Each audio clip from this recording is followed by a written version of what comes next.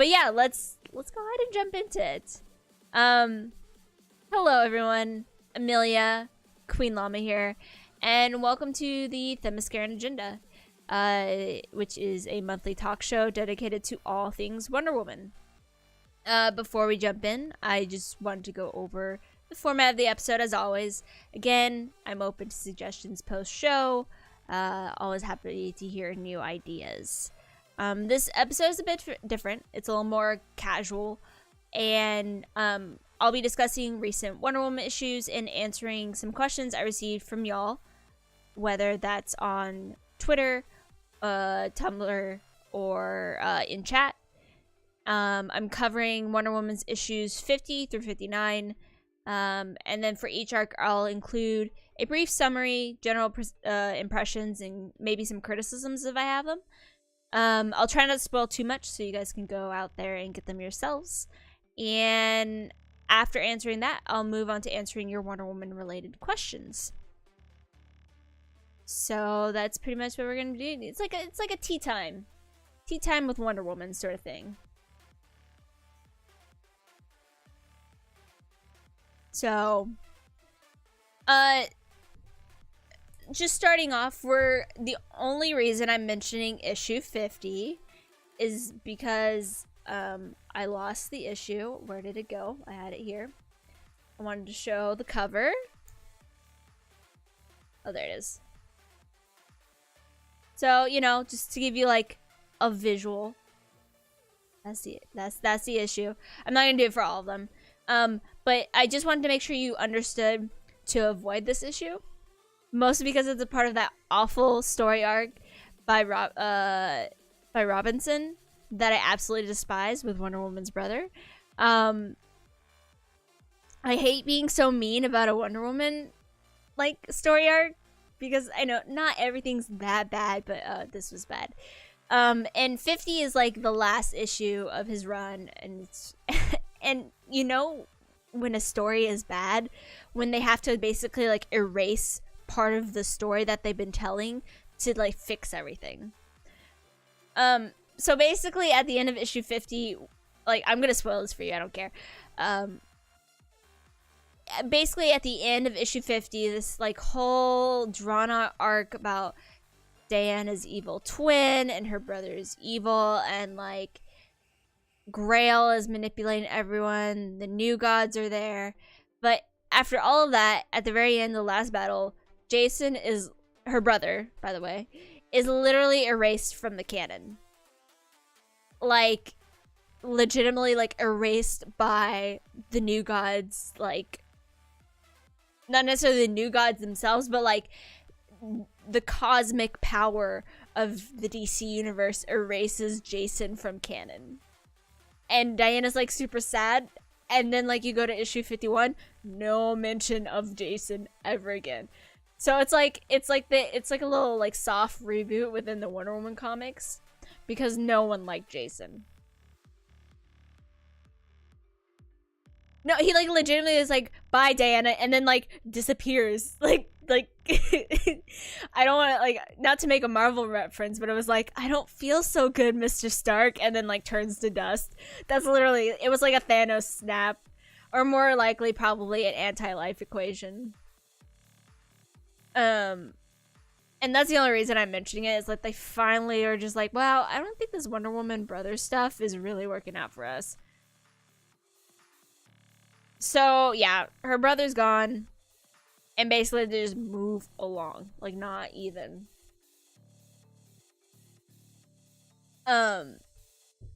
So you know, if you're interested in like a story about Wonder Woman's brother, you can read Robinson's run. It does have Grail and a lot of the new gods, but other than that, honestly, I wouldn't recommend it because I think it's not a Wonder Woman story. It's not telling a story about Diana, it's telling a story about Jason. And I could care less about Jason. So yeah. Any questions about Wonder Woman issue 50? So, but luckily, after Robinson, Steve Orlando takes the helms, and gets to tell 2 stories.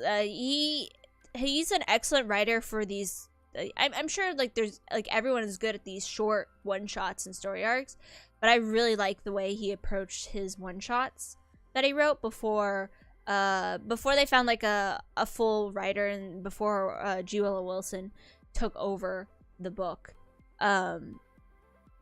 His first issue 51, is just it's a legitimate one shot. It's only one issue 51. I highly recommend it. It's written, of course, by Steve Orlando and with art by Laura Braga.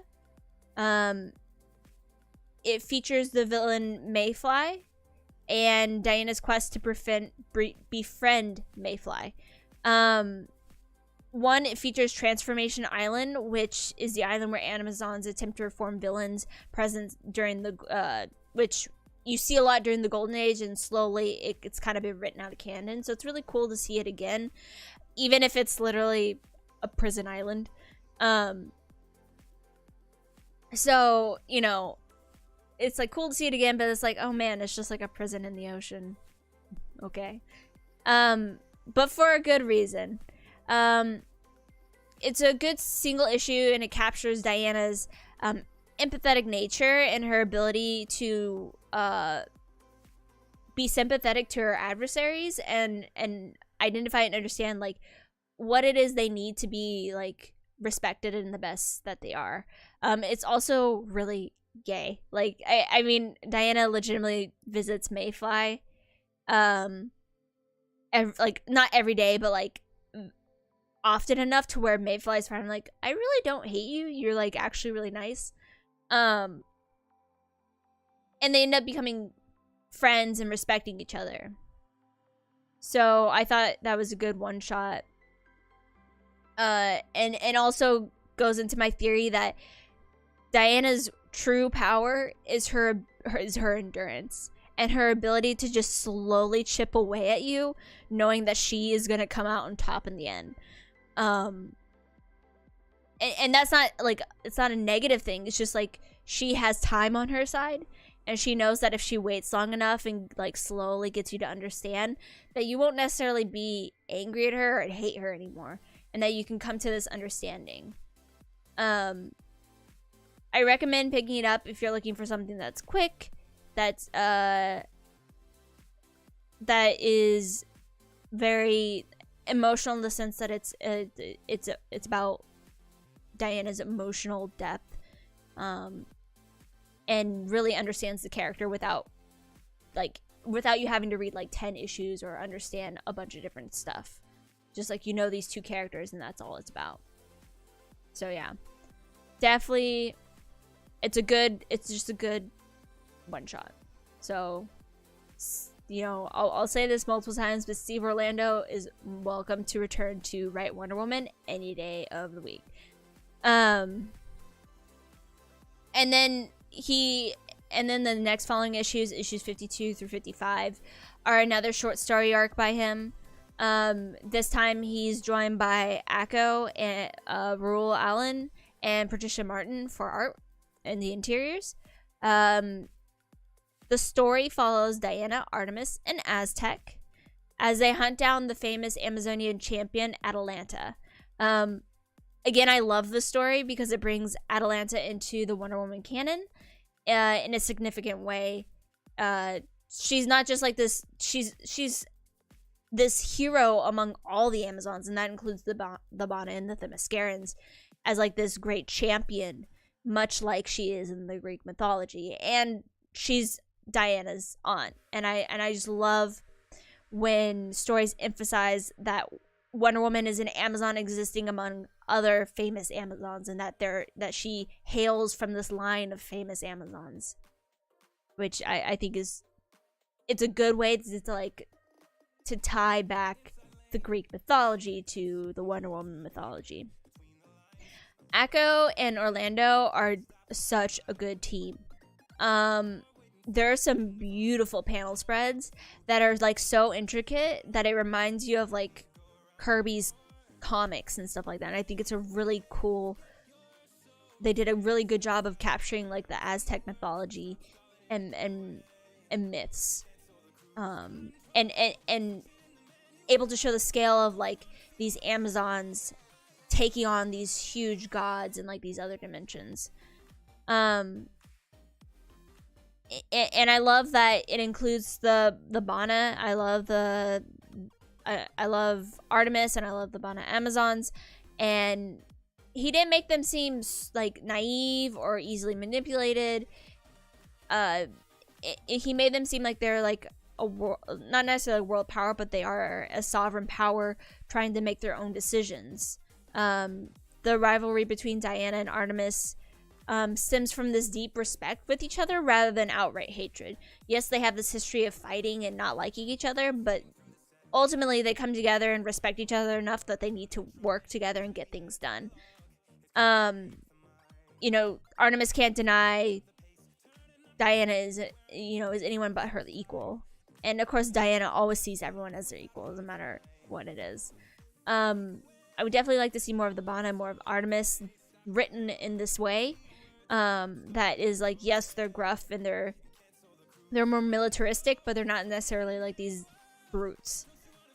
But yeah, Steve Orlando, if you want to return to Wonder Woman, please return to Wonder Woman.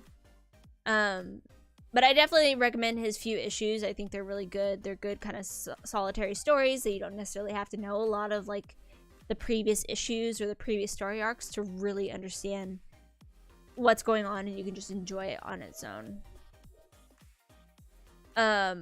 So before I move on to the last couple of issues, does anyone have any questions? Anything they want to get off their chest? Stuff like that.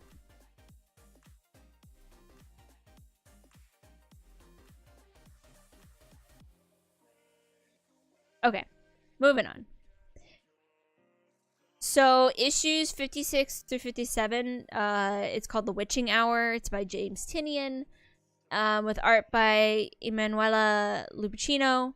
And it is a crossover arc with Justice League Dark. I honestly only read the Wonder Woman issues. But basically Diana has been chosen by Hecate to destroy all magic, along with some other magical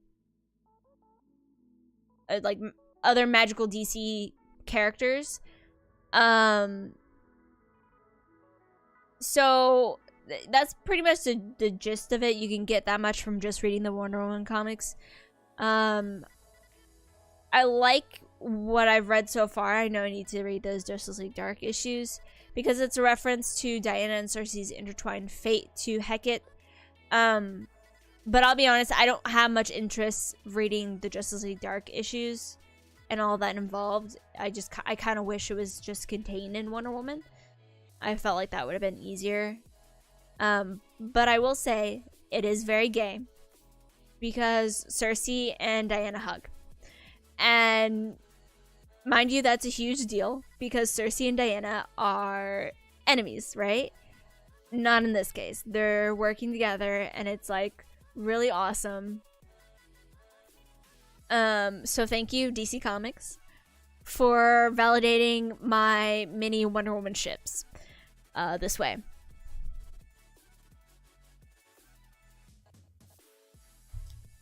And finally, and one of the questions that I got was actually about Julia Wilson's run, and I will answer that as well.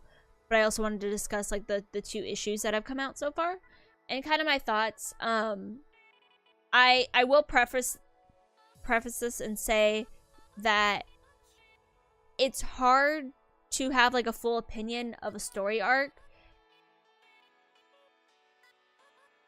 A gay rating, like a 1 to 10, how gay it is. Okay, I will get back to this after I finish this thought.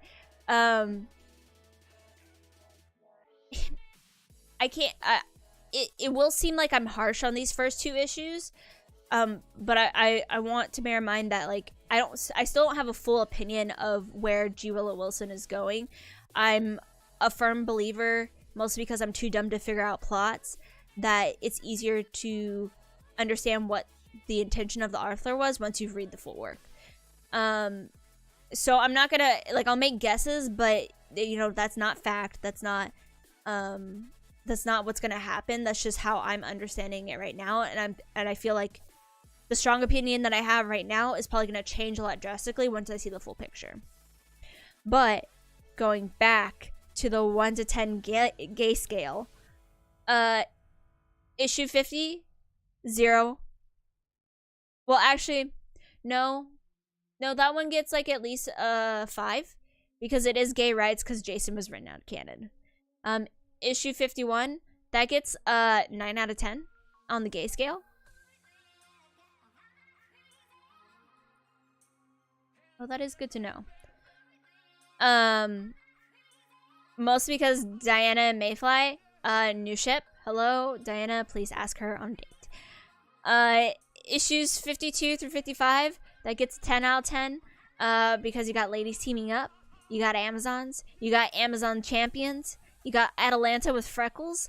That's a 10 out of 10. Issues 56 through 57 gets a 8 out of 10 on the gay scale because hugging doesn't mean a lot, but it does mean a lot to me. And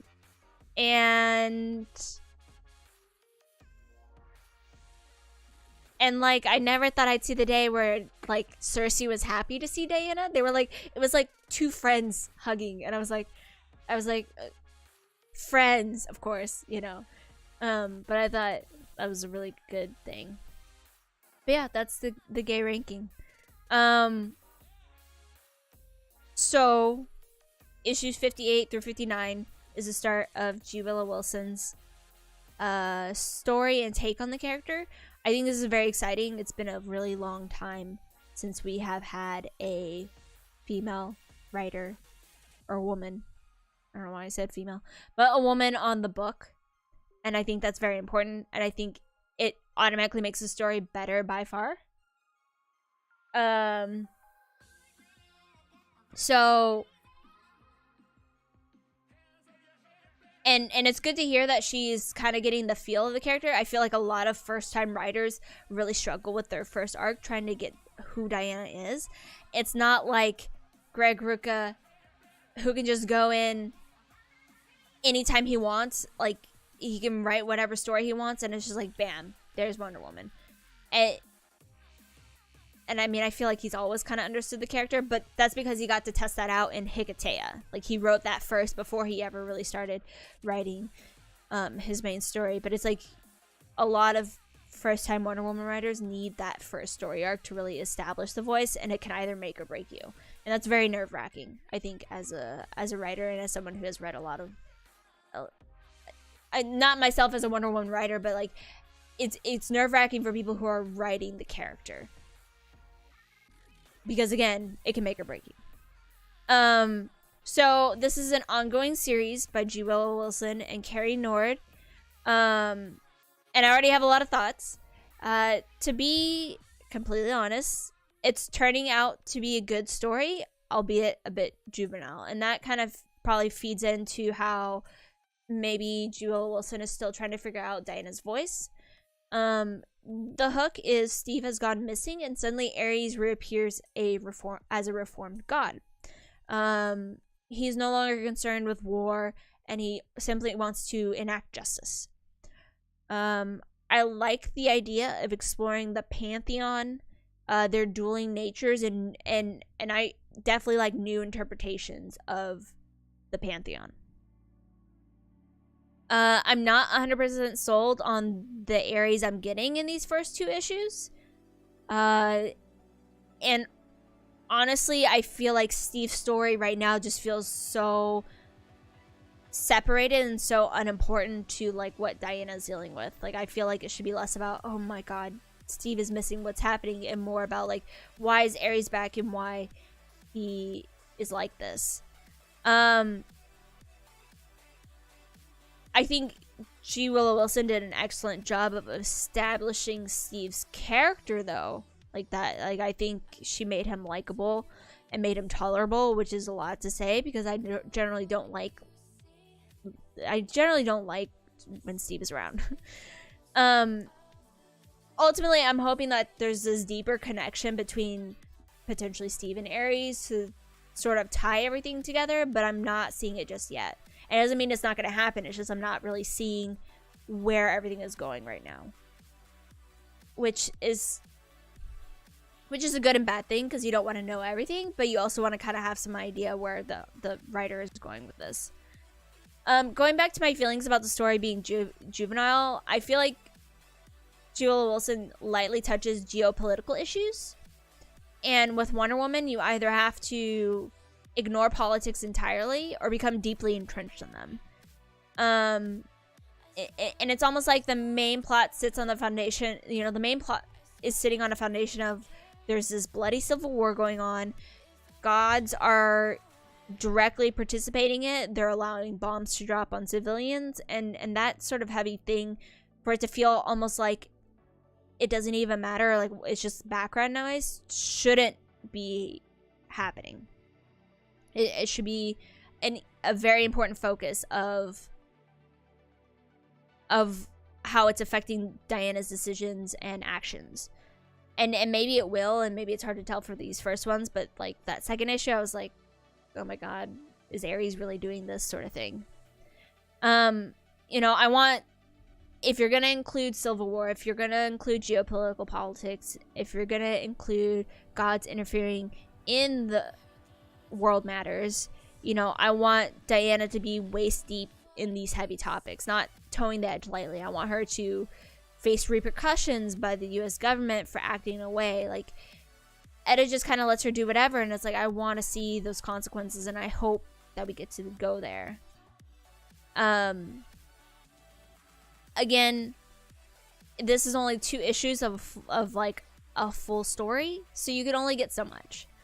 And you know, my hope is that Jewel Wilson will explore how Ares is this mirror to Diana, and maybe dive deeper into the Pantheon psyche, and like show how, you know, Diana has these real fears about if her mission's still the same, and if it's okay if that changes or not, or if her understanding of justice changes, what happens then.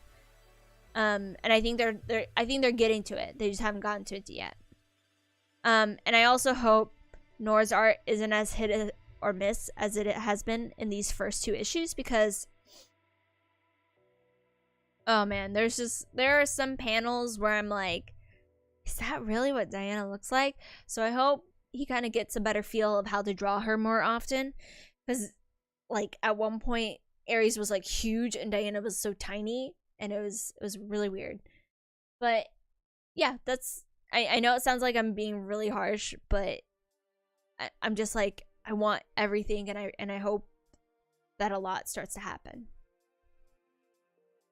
So, yeah.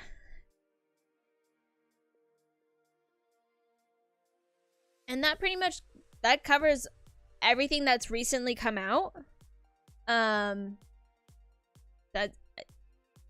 you know, I recommend, if you're looking to start somewhere fresh, start with Orlando's run, and then move into Jewel Wilson's run. And luckily, you'll probably have a couple issues by then to read and catch up on.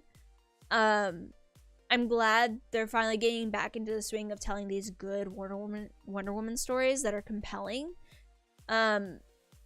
Not so much the standard affair that we got in Robinson's run.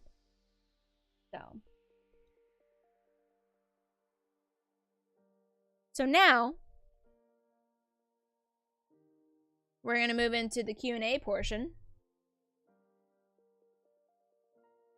And these were all questions I received on Twitter, and the one question that Mars asked.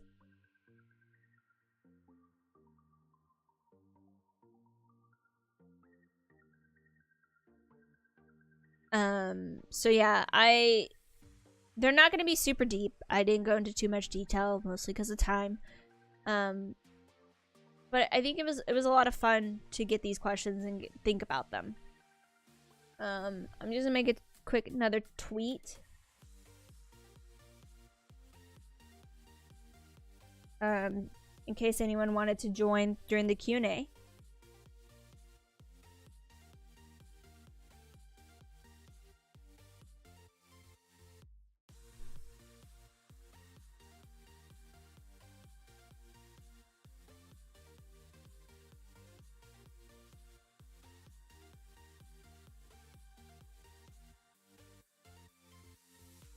Okay. Let's get to it. And, you know, definitely if you've had a burning question, something you've wanted to ask, now would be the time. So I'm not gonna, if you sent me a question on Twitter, I'm not gonna mention names just because I wasn't sure how everyone would feel about that. Unless you are actually in the chat, then I will mention names. But I just want to make sure that if someone didn't really want to be name dropped, that they're not gonna be name dropped. And I'll be sure to next time, like, hey, do you mind if I use your Twitter handle or something like that on stream? Want to make sure that everyone is 100% okay. Mostly because people are watching. So, the first question I got was about Wonder Woman's gay agenda. What is Wonder Woman's gay agenda? Well, and I laughed when I thought of this. Wonder Woman's gay agenda is a Themysciran agenda. Oh, I wish I had like a little drums and cymbals, you know. I was like, oh, this is really funny. And then, you know, now that I'm saying it, it's not as funny. But, I mean, the Themysciran Agenda isn't just a talk show. To me, it's like Wonder Woman's mission, right? You know, it's the agenda to promote love and understanding in a world where justice is defined by the most powerful. On top of that, it also means flirting with your enemies. So Diana's been on that enemies to lovers boat since day one. You know, like, forget She-Ra. Wonder Woman did it first. But anyway. So, you know, her gay agenda is promoting love. Her gay agenda is promoting peace and understanding. And it is the same as her, you know, mission that she sent from Themyscira. And that's kind of where, it's actually honest where I got the idea of the Themysciran Agenda, is like, Wonder Woman's mission is the Themysciran Agenda. So yeah. You know, not super creative, but still pretty funny to me. And I thought it was a good question, because it's fun. But moving right along. So this kind of goes back to my talk about G. Willow Wilson's run. I got asked, what is G. Willow Wilson doing with the character, specifically referencing Wonder Woman? From what I've been able to gather, I believe G. Willow Wilson is trying to use Ares as a mirror to Diana's own insecurities, which aren't often discussed in comics, and I think that's a good thing. You know, Diana worries that her time in man's world has maybe corrupted her perception of justice and warped her morals. She's immortal and fears that she could end up like Ares, where, you know, you ultimately kind of begin to blur the lines and, like, no longer see your mission in the same way. And it's going to be an interesting journey to see if Diana can come to terms with herself and her mission over time. You know, it's good to have heroes in doubt. It's good to see them struggle to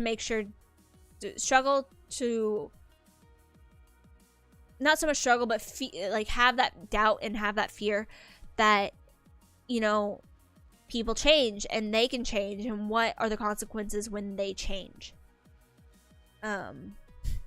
So I think that's a very interesting thing to look at, and I'm excited to see where Wilson takes that in the comics. And this next one's actually a pretty lengthy question. And I felt like I didn't touch enough about it. But it was I really enjoyed this question. What do you think Themysciran society would look like if it weren't so often imagined by straight men? And I feel like this is the question that I'm always thinking about in some way. Because I feel like sometimes men throw things in there. I'm like, this would never happen. Like a society of women, it wouldn't happen. So when I originally set out to visualize what Themyscira would look like, I really got, like, it was really difficult for me because Themyscira is isolated, and that to me was a big roadblock in, like, how I imagined this.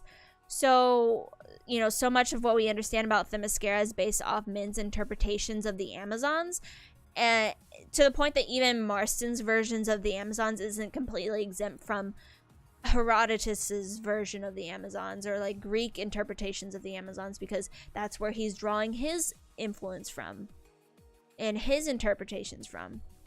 So I turn to history and what we've been able to gather through research and through archaeology about the actual people who inspired the legends of the Amazons. And that to me helped me better visualize what I think an all-female society would look like. If you could call it a female society at that point. So I turned to my trusty book, The Amazons. I will always recommend this book. I think it's really good. It's The Amazons. There we go. By Adrienne Mayer. I think it's a good piece of that goes over the history and and it compares it to the Greek interpretation of the Amazons. So it's like Diana lives in a society. That is true. Hey Milo, how's it going? So yeah, I to me, it doesn't get too bogged down in like the signs of it. It's like, here are the stories, here's what we know of facts. And I think that's a good way to explain it to us not so smart people. So the Amazons were based off the many nomadic tribes the Greeks came into contact with. These nomads lived in egalitarian societies where men and women were treated as equal free agents. Their women fought, had sex, and offered love freely. They frequently participated in fosterage, which was a way for families to cement political relationships with other tribes. And fosterage is the practice of sending, whether it's a son or a daughter, to another family or another tribe to live with them and kind of foster a relationship, essentially. Oftentimes these fosterage exchanges would end in like an arranged marriage between political families. And it really fit the nomadic lifestyle they lived. The fosterage would later be interpreted by the Greeks as the Amazons turning away their sons and saying that they didn't value men a lot, but that's just kind of a sidebar. The leaders of their tribes were often chosen by consensus or through great achievements. Arranged marriage and political marriages were, of course, prevalent, but not always the case for many of these people and many of their leaders.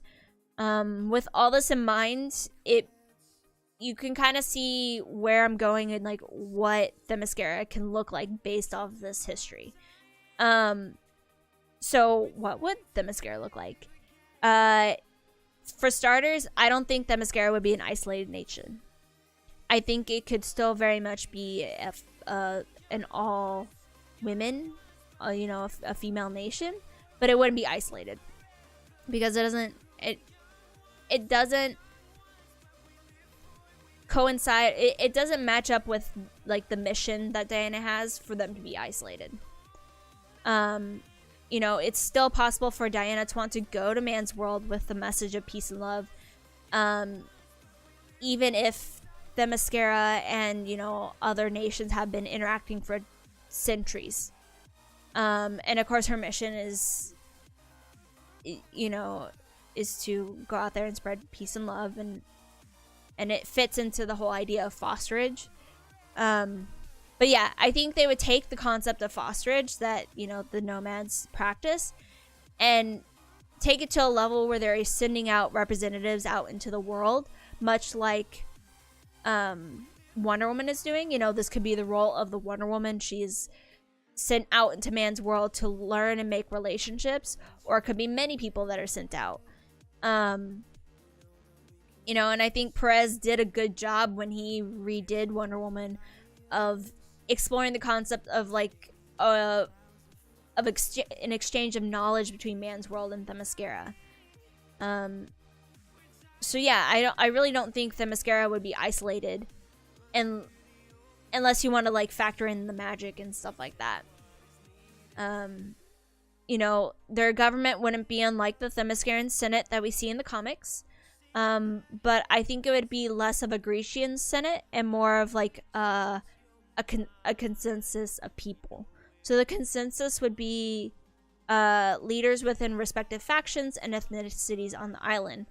And with this in mind, I would guess that there would exist, within Themyscira, there would exist multiple tribes, multiple ethnicities, and a variety of women from all across the world, because essentially I see Themyscira as like where all the nomadic warrior women would eventually come together. And, you know, by this logic, I would also assume that other Amazonian tribes exist outside the island and in our world. The perfect example of this would be the Bana. You know, they're a separate tribe and they have their own way of living that is similar, but it's different. And I think these tribes would exist. So it wouldn't just be the Bana and the Themyscirans. It'd be the Bana and then other groups. And as I was reading more from this book too, they discuss how like these nomadic tribes loved and their concept of love and sexuality, and by that extension, concepts of sexuality and love would be very different for the Amazons. You know, this isn't to say that they wouldn't be sexless or unaware of sex, or, you know, our definitions of hetero and homosexuality, stuff like that. But I think they would approach these concepts in a fundamentally different way, because again, they weren't, you know, their societies and understandings of concepts develop differently from the way most people have. You know, there would be emphasis placed on platonic relationships among, you know, friends and allies and family. And I think these platonic bonds and like the understandings that they share with each other would be kind of like the backbone of the society. And I say this because like women in general like make really close bonds, are very emotional and share and are empathetic towards each other, and I think that would very much feel the way Themyscira would operate. Competition, whether that be through sport, battle, anything like that, competition between individuals would be encouraged in a way that further fosters this understanding and respect among people. Combat and training, again, would probably become more sport than anything. If we're still applying all the magic that Themyscira is and has, I don't think there should be this paranoia and constant preparation for war. Now, if we take my theory and say that Themyscira is not isolated, then yeah, they would still, of course, have armies and prepare for war. Science and arts would revolve around the understanding of femininity that isn't tied to masculinity. And I feel like as a society, we define things as man and woman a lot in this binary. But in a society where there's, you know, it's all women and it's, you know, there wouldn't be this definition, well, I'm a woman because a man exists sort of thing. It'd be more, you know, their approach to research and exploration of creativity wouldn't be limited to that binary. So they'd have, you know, this different understanding of that. And that isn't necessarily like based off what I, you know, read about the historical nomadic tribes and the way the Greeks understand Amazons. I just think that there wouldn't necessarily be a binary that exists on Themyscira or within the Amazons. And I think they wouldn't necessarily worship the Greek gods. I think it's a good part of Wonder Woman. But if it were me writing the Amazons, I think the Greek gods would have warped into something else entirely, and like their understanding of Zeus might not exist in their pantheon, and like there might be, I'd probably throw some horse gods in there, and you know, Athena and Artemis would probably look drastically different. And you know, that's pretty much all I got. And I know it's a lot, I know it's heavy, but I thought it was just a really good question, and it was really fun to imagine that. And now it makes me want like this kind of fairly historical based Wonder Woman comic about the Amazons. But yeah, that's really how I think Themyscira would look if, you know, maybe we just kind of took out all the garbage that men add sometimes. But yeah, that's pretty much it. And finally, after all that waiting,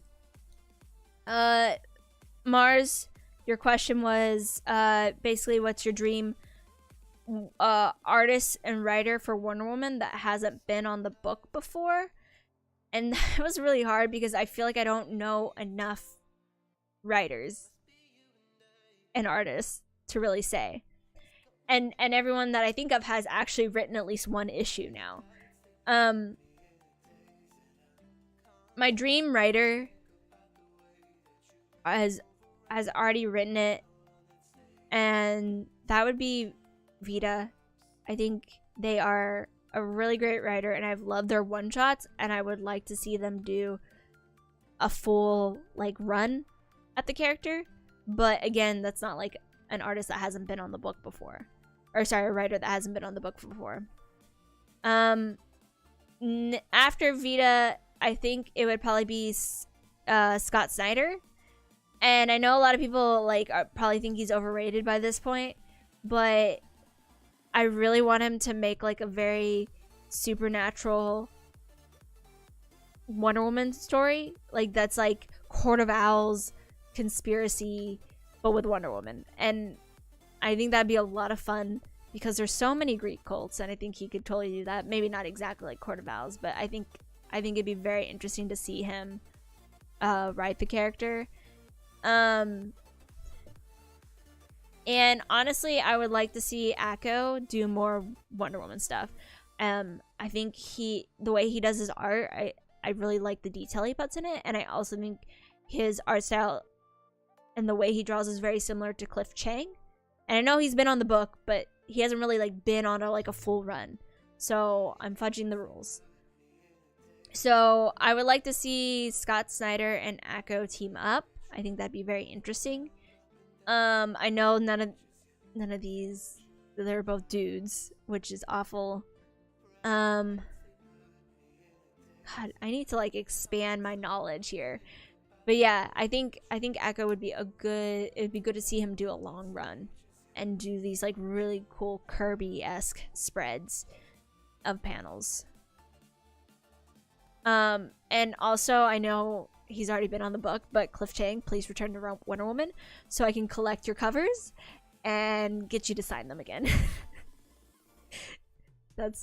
I feel awful. I don't have enough female artists. But they have been on the book. They just, the ones that I have have had runs on the book. They just haven't had long runs. Yeah, you see, Mars, you understand my love of Cliff Chang. I think he's my favorite artist in comics, hands down. But yeah, that was all the questions I got asked. They were really fun to answer. Before I kind of briefly touch on my sources, does anyone have any final questions I'd like to ask?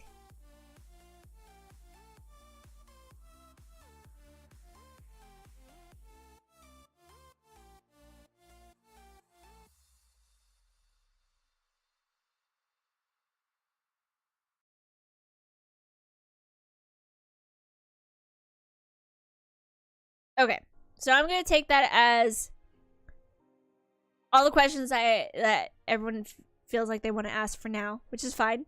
You're welcome to ask me on Twitter at Llama Amelia.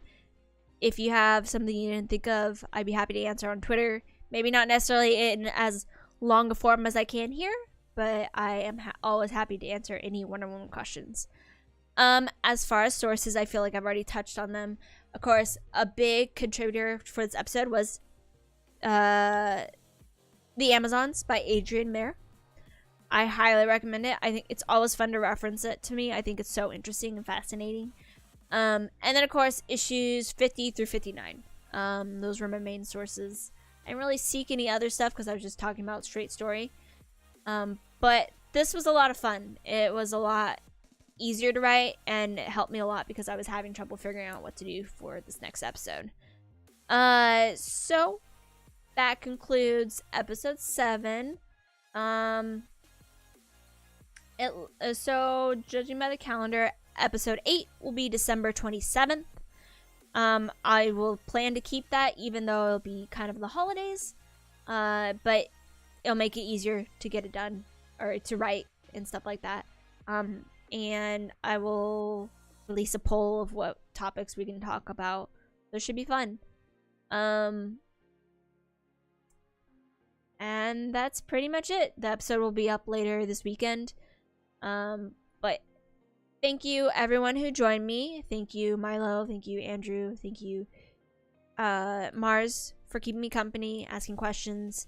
Thank you to everyone on Twitter who asked me questions. I had a lot of fun answering them, and hopefully we'll do something like this again soon, because I think it's a lot of fun. And I will see you guys on Sunday for a regular stream, and I'll see you next month for episode 8. Alright, thanks guys.